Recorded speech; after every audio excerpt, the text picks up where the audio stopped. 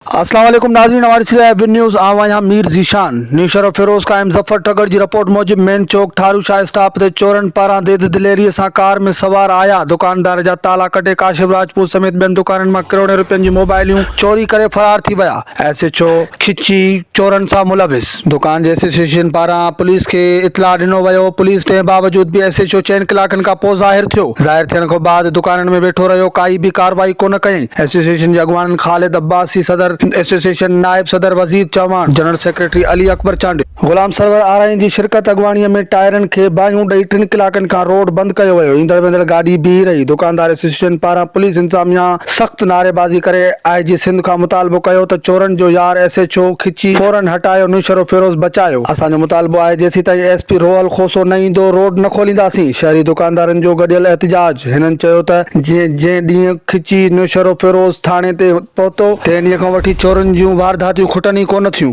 SHO चोरनि सां मुलविज़ आहे। SHO न्यूशरो Firoz खिची हटायो, असांजो मुतालबो आहे। एसएचओ खे हटायो, न त असांजो एहतिजाज अञा वसी कयो वेंदो। हिन वक़्त जो अहम ख़बरूं, वधीक ख़बर ऐं अपडेट लाइ विज़िट कंदा न्यूज़ HD।